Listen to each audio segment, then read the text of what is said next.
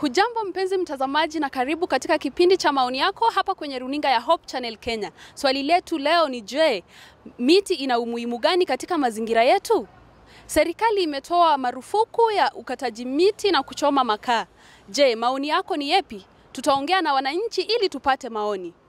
Ukiwa mbaya sababu miti inapokatwa na ikichomwa tunapata makaa, ambapo makaa is a source of income to those people wenye wanakata miti, na makaa pia ni source of fuel. Kwa hivyo sasa watu wengi hapa Kenya hutumia makaa kwa upishi. Kwa hivyo mimi sioni ikiwa naomba miti ikikatwa ingine inamea, na ikimea pia hiyo mashamba yetu, our forests haziishi miti. Kwa hivyo mimi sioni ikiwa naomba. Nasema si mzuri juu inaharibu tu the environment, ina cause drought. Most of in the world maji inaoccupying almost 70%, but drought inaendelea kuongezeka juu ya hii mambo. Serikali inafaa kupiga marufuku ukataji wa miti, na wanafaa wapande miti, like wanafaa wa introduce ukikata mti moja unapanda kama mbili, as like the likes of Wangari Maathai said, like cut one tree, plant 2 or 3 years. Yeah. I think cutting trees is not a good thing because it causes global warming. It's a good thing, but it still affects our environment, and there are other ways of earning a living. So if we continue, if everybody starts cutting trees, we are eventually going to crush all the trees, and we are going to live in a weird environment. It is advantageous because I think rain inaletwa tu na trees. You see some places like where there are trees, there is a climate eco good for cropping. But they are still like in Kitui. Cutting trees is like they are living. Wanakata miti, wanachoma makaa, so it will still affect them in the other way around. You see, yeah, and still cutting trees, I don't think it is good. Kama unakata tree, you should plant at least kama ni 3. If you cut 1, plant 3. Yes, we can cut the trees, but we make sure we also plant more trees as we cut them. Yes. They can even have their own, like they can plant some trees on their own. As they cut, they plant so that as the trees grow, they'll be able to get more trees.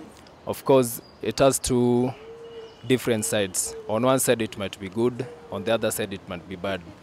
The bad side is that we'll have no trees, and of course there will be drought. And of course the good side, it helps those who do the business, because maybe that's their main area of income. Mimi kukata miti si poa, because ukikata unaharibu environment, na pia kama lazima watu wanakata after na they plant more trees. If they have to cut the trees, they have to plant more trees. Yeah, it's true. We are not supposed to cut trees, because tukikata miti, alafu what about the rain? Now rain do not to help. Tukiplant, then we get food from that rain. So we're not supposed to cut trees. Even if you're to cut trees, yes, you cut them and plant. Yeah. Mimi naunga mkono. Isipokuwa pia lazima tuangalie sababu ya kufanya hawa wakati miti ni kwa sababu unataka ajira ya kila siku. Hawana ajira. Labda pengine mtu akikata miti ndio huenda akapata kuni ya kuuza, na yule mwingine pia akikata miti pia ndio akachoma makaa, na kisha baadaye apate pesa ya kila siku kuenea hii mambo na kukata miti. Kukata miti kwamba siku za usoni hatutakuwa na mvua katika nchi, tutakuwa na ukame kubwa, na mvua ndiyo chakula na mvua ndiyo kila kitu. Sasa mimi iwapo watakaponisikia wale ambao wanakata miti, kama umekata miti moja, panda miti 5. I can defend it, and on the other side I can discourage it, because one of the things that happens when trees are cut down, you find there is the deforestation, and at the edge you find there will be shortage in rains, and as a result of the rain shortage, you find our country cannot depend on irrigation, so you find there is famine and drought. So I think on this side it should be discouraged, and then on the other side the government may consider, because there are some who are earning a living from cutting down of trees through the burning of charcoal. So I think on the other side the government can consider them, but they have to put a rule on the cutting down of trees, and like when a tree is cut down, they should plant another. So to begin with, one of the main objectives when we talk about sustainable development goals that were initiated by the United Nations, one of their main agenda was to create an environment that can be conducive for the progressive development of our culture, the progressive development of human activities that can be able to ensure that we have a progressive society. And when we talk about cutting down of trees, in my own perspective, I don't think it is one of the best things that ever occurred. Those who participate in cutting down of trees, we are talking about deforestation and not reforestation, whereby we cut down the trees, but we don't replant trees.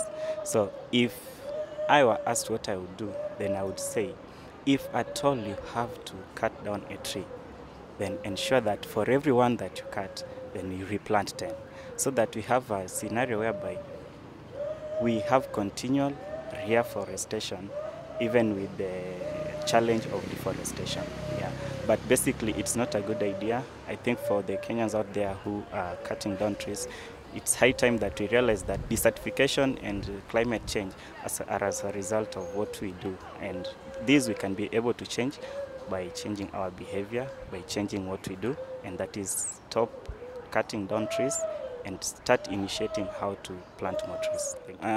It has been a song, like you say, but what if we took it as a personal prerogative and initiative, that it's not what the government says, it's not what the incentives that are put in place, but my personal prerogative, so that I ensure I make the change. Because if we are to effect a nationwide change, it may not happen all at once. But if individuals are to come up and say, I'll effect my part, I'll do what I can, then we can have a long-term progressive change that we want, so that the reforestation that we're talking about can be made a reality.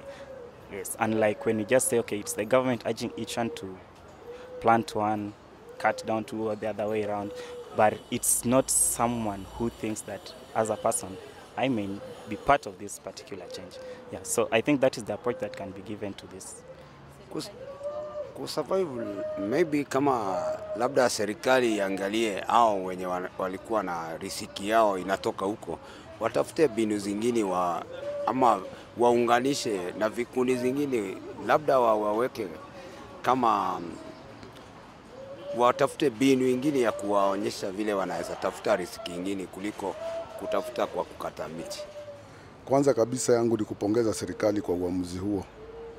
Alafu pili, tuweze kufikiria ni nini tutafanya, kwa sababu miti lazima itumike kama tutaendeleza uchumi wetu. Na maoni yangu ni very simple, ya kwamba kama tunajua tunahitaji miti, tupande miti kwa wingi. Tukijua tufanye statistics ya ile miti tunahitaji kwa makaa, kwa mbao na kwa ujenzi na kwa mambo mengine yote. Kama tunahitaji miti milioni 2 kwa mwaka, it's simple, tuwe tukipanda milioni 4 kwa mwaka, so that the rate at which tunakata ina balance, hata inaenda juu kidogo kuliko ile consumption yetu. Hiyo tu ndio solution.